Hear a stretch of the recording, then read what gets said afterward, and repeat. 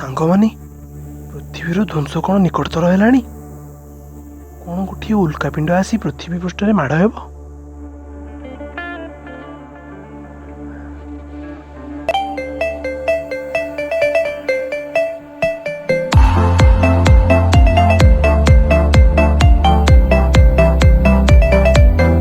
ଆଜିକୁ ହଜାର ହଜାର ବର୍ଷ ପୂର୍ବେ ଡାଇନୋସର ମାନେ ପୃଥିବୀରେ ବସବାସ କରୁଥିଲେ।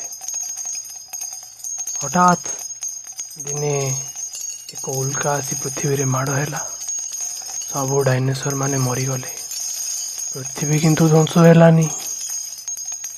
ତାହେଲେ କ'ଣ ସତ ଯେ ଗୋଟେ ଉଲ୍କାପିଣ୍ଡ ଆସିବ 29 ଏପ୍ରିଲରେ ପୃଥିବୀରେ ମାଡ଼ ହେବ, ପୃଥିବୀ ଧ୍ୱଂସ ହୋଇଯିବ?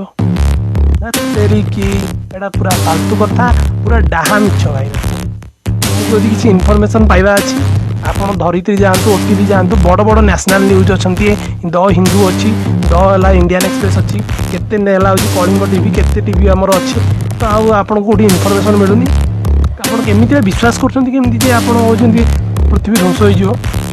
ନାସା ଆକ୍ଚୁଆଲି କହିଛି ଯେ ହେଉଛି ଗୋଟେ ଉଲ୍କାଟି ଆସିକି ଯିବ, ଆମ ପୃଥିବୀ ଦେଇକି ଯିବ, ଆଉ ତା'ର ଖସିବାର ଚାନ୍ସଟା ଅଧିକ ଅଛି। ତ ଆପଣମାନେ ସମସ୍ତେ ଜାଣିଛନ୍ତି ଆମ ପୃଥିବୀ ଚାରିପଟେ ଗୋଟେ ଆଟମସ୍ଫିୟର ଅଛି, ଯାହାକୁ ଆମେ ବାୟୁମଣ୍ଡଳ ବୋଲି କହୁଛେ। କୌଣସି ଯଦି ଗୋଟେ ଉଲ୍କାପିଣ୍ଡ ଆସେ ବାୟୁମଣ୍ଡଳ ଦେଇକି, ତେବେ ସେଇଟା ହେଉଛି ଘର୍ଷଣ ଯୋଗୁଁ ସେଇଟା ଜଳିଯିବ। ତାହେଲେ ଏଇଟା ହେଉଛି କଥା।